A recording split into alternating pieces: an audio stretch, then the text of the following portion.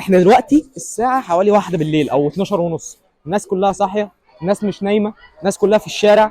عرفتوا ليه بقى الأجانب بيحبوا مصر؟ يا مساء الفل عليكم يا شباب.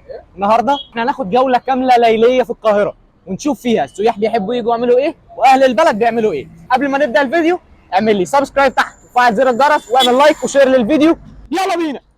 الفيديو بتاعنا النهارده هيتقسم لاربع حاجات. هنعمل كل حاجه ممكن تخلينا مبسوطين ورايقين. هنتمشى في شوارع القاهره وهنتمشى على النيل وهنروح ناكل ونشوف اليوم مخبلنا ايه. الساعة دلوقتي 8 ونص، نبدأ جولتنا ونشوف هنعمل ايه. اول مكان هيكون معانا هو وسط البلد وميدان التحرير. منطقة وسط البلد من أكتر المناطق اللي أنا نفسي قريبة لقلبي. ليه؟ بتتمشى فيها زي ما أنت عايز، فيها كل حاجة، فيها أكل، مطاعم، فيها ممكن حاجات تخرج فيها، كافيهات، كل حاجة. حتى السياح بيحبوا يجوا يقعدوا هنا أو يتمشوا فيها، لا عشان هي بسيطة شوية، والفنادق برضو هنا عشان الفنادق قريبة ليهم، فنادق اللي هم ممكن يكونوا نازلين فيها أو حاجة، ومكاتب سياحة. في هنا مكاتب سياحة كتير جدا. بس اللي ما ينفعش يحصل واحنا في جوله ليليه في القاهره ان احنا ما نروحش نقعد على النيل. وصلنا كوبري قصر النيل، نشوف هنعمل فيه ايه دلوقتي. بس هو الارجح ان احنا هنقعد بس كده على النيل، وممكن ناخد مركب، ننزل نأجر مركب، مش عارفين لسه.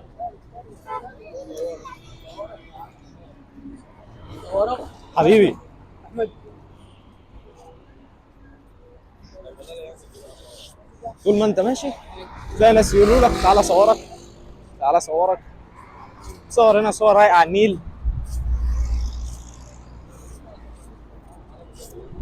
شوف نعمل ايه. طبعا مش محتاج اقول لكم ان الناس هنا بتسهر لحد الفجر وبعد الفجر، لحد الشروق وبعد الشروق كمان. طبعا دول اشهر الفنادق اللي على النيل، كيمبينسكي وسوفيتيل وشيراتون، وان هو هنا سمراميس، هنا نوفيتيل. مصر بالليل حلوه بطريقه مش ممكن. عايز بقى تخلي زيارتك للحته دي او السهره بتاعتك عاليه قوي، اركب حنطور مثلا. بيكونوا كتير جدا جدا واقفين على اول الكوبري. ممكن انت تتفق مع واحد منهم مثلا، مثلا ساعات بيطلعوا مثلا ب 200 300 على حسب الاتفاق بتاعك وعلى حسب كام فرد في الحنطور. بيلففك تقريبا لفه حوالين الكوبري كله من اوله لاخره، بيشغل اغاني، تبقى حاجه جامده جدا. برضه من الحاجات اللي تعملها وانت في كوبري قصر النيل انك ممكن تأجر فلوكه، ممكن تطلع بالفرد، او ممكن ان انت تاخدها انت واصحابك، او مثلا جروب معاك او حاجه، ممكن تاخد الفلوكه من هنا وتفضل تلف بيها. اسعارها مش غاليه يعني، ممكن الفرد يكون ب 50 او 60 جنيه حاجه كده. فممكن دي بتبقى حاجه حلوه برضو، اكتيفيتي حلو ان انت تعمله وانت هنا. دلوقتي خلصنا تاني مكان معانا، وتالت مكان هنروح ناكل اكله مش مصريه بس اكله حلوه جدا. يلا.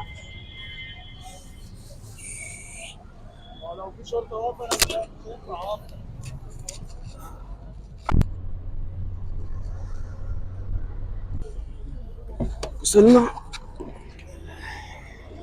وصلنا المكان اللي فيه المطعم. مكان هو الدقي، هو في الدقي، مكان في الدقي. بس هناكل مندي من احلى الاكلات اللي بحبها. في مطاعم هنا كتير بتعمل مندي، ومندي يمني، مندي مظبوط. تعالوا نروح نتغدى ونشوف هنعمل ايه. هو يا سعيد وصلنا المطعم، يلا نخش نضرب. ايه ده، هو اتجدد ولا ايه؟ السلام عليكم. جلسونا جلسونا ارض. بقى اجلس يا اخي. لا ترابيزه لا. مش جالسة على الأرض فاضية؟ زي الخليج بالظبط، تيجي تقعد على الارض وتاكل.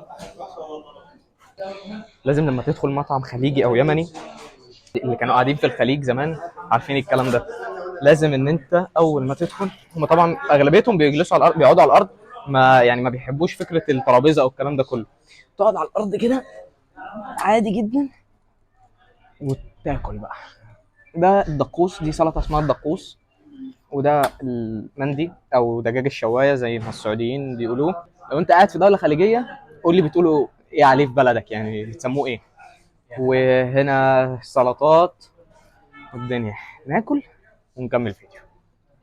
وبرضه من الحاجات المعروفه قوي في دول الخليج في الاكله دي بالذات، انك يعني بتاكل بايدك، ما بتاكلش بمعلقه بقى والكلام ده، لازم تغسل ايدك وتاكل بيها. اسمها كانت في عمان، كانت في السعوديه، اسمها اضرب بالخمس.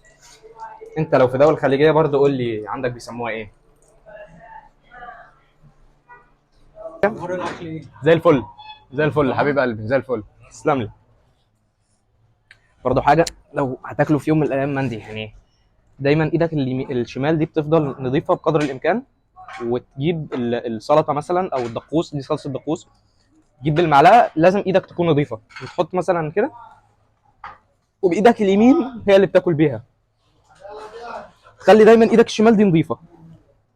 لسه مخلصين اكل، قضينا عليهم، قضينا على الاكل بصراحه. جامد جامد جامد جامد جامد. بعد الاكله دي اهم حاجه ان انت تحبس كوبايه شاي على القهوه، وتفضل قاعد لحد ما كل الاكل يتهضم. خلصنا اكل وطالعين على ثالث مكان. ثالث مكان معانا النهارده في الجوله هيكون شارع المعز. عرفتوا ليه بقى الاجانب بيحبوا مصر؟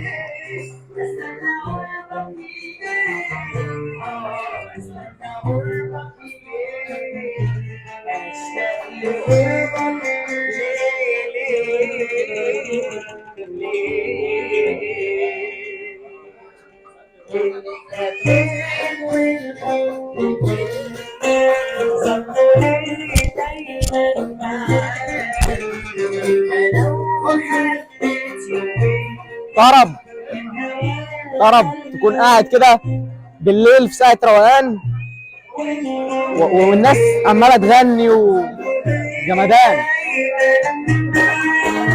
احنا دلوقتي الساعة حوالي 1 بالليل او 12 ونص، الناس كلها صاحية، الناس مش نايمة، الناس كلها في الشارع قاعدين، كلهم جايين عشان بس يتمزجوا ويفكوا دماغهم من اليوم كله. وده سبب من اسباب ان الخلايجه او السياح بشكل عام، اجانب وخلايجه، بيحبوا مصر. جينا نشتري شويه حاجات كده، السيفونيرز بتاعت مصر دي. تعالوا اما نوريكم خدنا ايه او اشترينا ايه. نشتري البرديه دي، ونشوف عايزين ناخد شويه حاجات. واحد صاحبنا بقى مسافر وكده، وعايزين نديله شويه حاجات يوديها بره.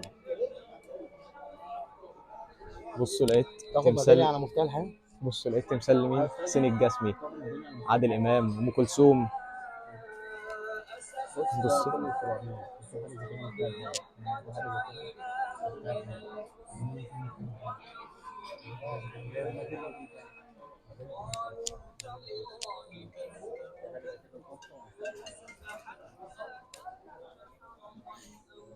حلوه اليافطه دي.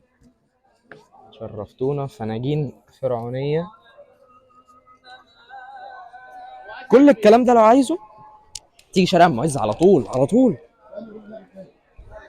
بص مثلا الفناجين والكاس بتاع القهوه ده، السبرتايه، العود ده عود. تعالوا نكمل الجوله بتاعتنا ونشوف شارع المعز مخبي لنا ايه.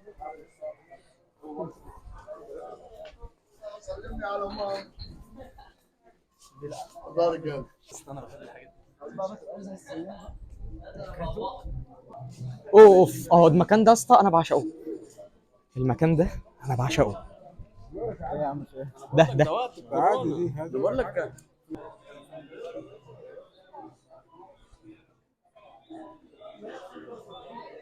السياح لحد الساعه 12 ونص بالليل في جولات سياحيه،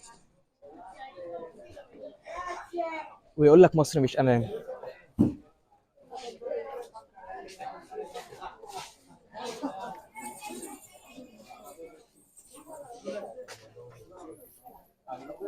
مصر مين اللي مش امان؟ مصر مين؟ انا عايز افهم مين اللي بيقول مصر مش امان. مستحيل، مستحيل.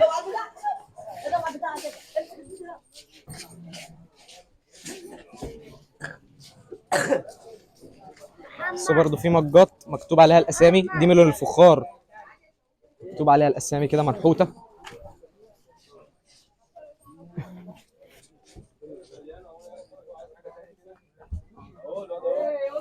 كل الحاجات دي مش صدف. سبح، سيفونيرز، الفراعنه، نظارات، حاجات اثريه. الحاجات دي الاجانب بيحبوها جدا، وهم ماشيين ياخدوها كده. اي حد عامه بيسافر لما ينزل مثلا بلد جديده ويرجع يسافر، بيحب ياخد معاه حاجه اكيد تفكره من البلد يعني. ودي على فكره حاجه مهمه جدا انك تاخد معاك سيفونير يفكرك طول ما انت لما ترجع بلدك لازم يكون معاك حاجه تفكرك من الاجازه اللي انت كنت فيها. ناس بتبيع بخور، ناس بتبيع حاجات معادن، عطارات.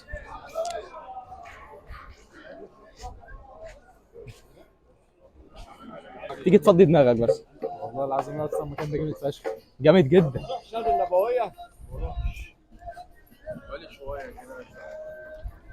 الناس ابتدت تقفل بعد ما تخلص بقى خلاص يعني اللفه بتاعتك تطلع مسجد الحسين بقى.